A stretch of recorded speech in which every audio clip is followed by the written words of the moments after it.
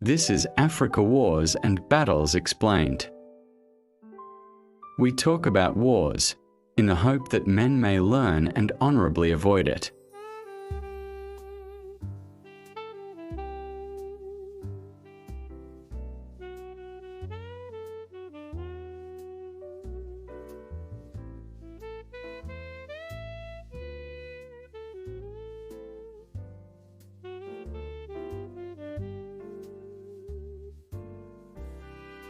This is Episode 2, the First Congo War, 1996 to 1997.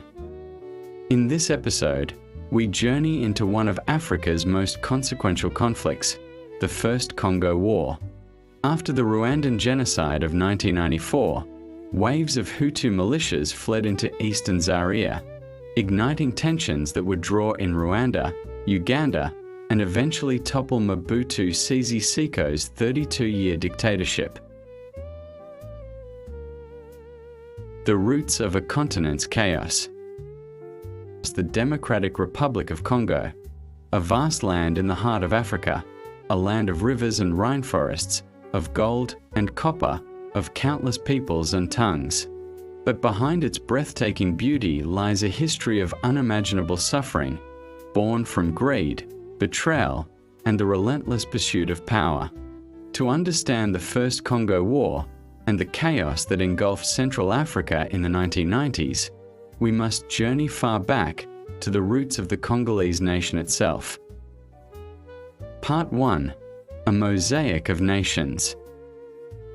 Long before Europe carved its lines across Africa, the Congo was a living tapestry of more than 200 ethnic groups, each with its own stories, languages, and kingdoms. In the south, the Luba and Lunda built sophisticated empires, with kings ruling through sacred authority and elaborate systems of tribute. To the west, the Congo Kingdom, from the 14th century onward, rose as one of Africa's great powers, trading with Portuguese explorers, adopting Christianity, and establishing diplomatic ties with Europe. Across the Central Basin, the Mongo lived in forest communities bound by clan and kinship, egalitarian, spiritual, and deeply tied to their land. And in the east, highland communities like the Banyamulenge, descendants of Tutsi migrants, lived alongside Hutu and other groups, long before colonial maps existed. But over time, their identity would become a target of suspicion and violence. The Congo was never one nation. It was many nations, loosely connected, yet rich in life and culture. Part 2. The Dark Age of King Leopold II. In 1885, at the Berlin Conference, the Congo was handed not to Belgium, but personally to King Leopold II. To him, it was a private empire, a colony of profit, not people. Under Leopold's Congo Free State, horror became daily life. Villagers were forced to meet impossible quotas for rubber. Failure meant death. Sometimes, to prove a bullet was not wasted, soldiers cut off hands, the hands of the living and the dead alike. Missionaries and witnesses told stories that shocked the world. Women held hostage until husbands brought rubber. Children orphaned. Entire villages burned to the ground. Between 1885 and 1908, it is estimated that 10 million Congolese, half the population, perished through murder, starvation, disease, and exhaustion. International outrage finally forced Leopold to relinquish control. In 1908, the Congo became a Belgian colony. But Belgium's rule, though less overtly brutal, was no less exploitative. The Belgians built cities and mines, not for the Congolese, but for extraction. Congolese workers were segregated, denied education, and ruled through divide and rule. Ethnic identities were hardened, not healed. And in the east, colonial planners imported tens of thousands of Rwandan laborers, both Hutu and Tutsi, sowing the seeds of future ethnic strife. When independence came in 1960, Congo was one of Africa's least prepared nations. Only 16 university graduates in a country larger than Western Europe. A nation rich in resources, but hollow in governance and now expected to effectively run a foreign government system. Part 3. Independence and the fall of Patrice Lumumba. On June 30th, 1960, Congo celebrated its independence. The young and charismatic Patrice Lumumba became the nation's first prime minister. His vision was clear: a united Congo, free from foreign interference, rich in its own dignity. But the dream quickly unraveled. Belgium, unwilling to lose its grip on Congolese resources, backed the secession of Katanga, led by Moise Tshombe, whose province held much of the nation's copper and uranium. At the same time, Joseph Kasa-Vubu, the first president, clashed with Lumumba over ideology and power. And within the army, a young officer, Joseph Desire Mobutu, a man of ambition and cunning, watched closely. In September 1960, with Belgian and Western support, Kasa-Vubu dismissed Lumumba. Lumumba refused to step down, but instead declared Kasa-Vubu deposed. Mobutu, with backing from the CIA, seized control in what became Congo's first coup d'etat. By January 1961, Lumumba was captured, beaten, and handed over to his enemies in Katanga, where he was executed by firing squad. Belgian officers supervised. The CIA knew, and the world turned away. The motive was clear. Lumumba was seen as too close to the Soviet Union during the Cold War. For the West, especially the United States, a neutral or socialist Congo was unthinkable, not when its uranium had armed the bombs that ended World War II. Lumumba's death became a wound that never healed, the murder of a nation's hope. Part 4. Mobutu's rise and the long dictatorship. Mobutu Sese Seko came to power fully in 1965, staging another coup and declaring himself the sole leader. He promised unity and order, and for a time, he delivered both, though at an immense cost. With unwavering US support, Mobutu became the West's man in Africa.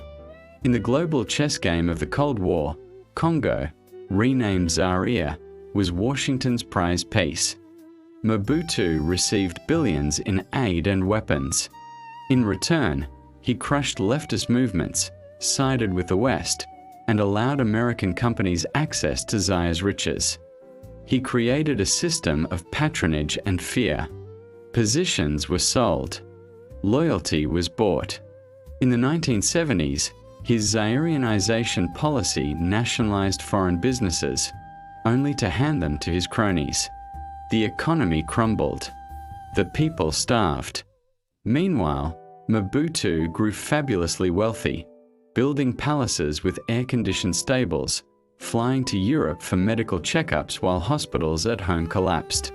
Yet the US and Belgium continued to protect him.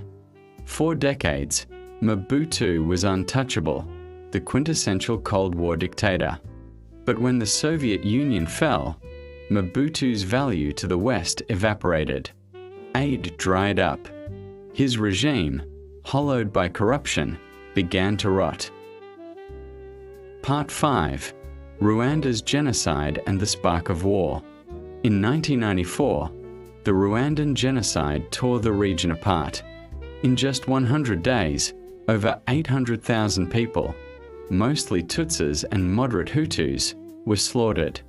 When the Tutsi-led Rwandan Patriotic Front, RPF, took power, more than 2 million Hutu refugees fled into eastern Zaire. Among them were the Interahamwe militia and members of the former Rwandan army, the very architects of genocide. They set up sprawling camps in Kivu, using them as bases to attack the new Rwandan government. Mobutu, now aging and sick, did nothing. His army was in disarray. Eastern Zaire descended into chaos. For Rwanda, the threat could not stand. In 1996, Rwanda and Uganda launched a secret plan. They armed a rebel coalition, the Alliance of Democratic Forces for the Liberation of Congo, AFDL, led by a long-forgotten revolutionary, Laurent-Désiré Kabila. Part 6. The Fall of Mobutu. In October 1996, war erupted in South Kivu. Rwandan and Ugandan troops, disguised as rebels, swept through eastern Zaire. Refugee camps were destroyed, often with staggering civilian deaths, as Hutu militias scattered. By early 1997, the AFDL marched west. City after city fell. Mobutu's army, unpaid and demoralized, barely fought back. In May 1997, the rebels entered Kinshasa. Mobutu fled to Morocco, dying in exile 3 months later. Laurent Kabila declared himself president, renaming the country the Democratic Republic of Congo. Part 7. Aftermath. The Empire of Shadows. Mobutu's fall ended one dictatorship, but unleashed a new era of uncertainty. Kabila soon turned on his Rwandan and Ugandan backers, accusing them of neo-colonial control. The alliances that had brought him to power fractured. By 1998, Congo would again be engulfed in war, a war that drew in 9 nations, from Angola to Zimbabwe, from Rwanda to Uganda. The Second Congo War, Africa's World War, would claim more than 5 million lives. To conclude this episode, it is important to mention that the First Congo War was not just a rebellion. It was the culmination of a century of foreign greed and internal fracture. From Leopold's atrocities to Lumumba's murder. From Mobutu's kleptocracy to the genocide next door. The war was born of history, a tragic inheritance of conquest, betrayal, and silence. And though Mobutu fell, the ghosts of his rule and of colonialism before him still linger in the heart of Congo today.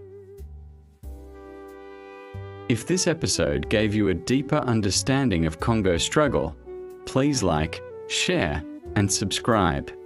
Thank you for watching this episode of Africa Wars and Battles Explained. Next episode, the Second Congo War, 1998 to 2003.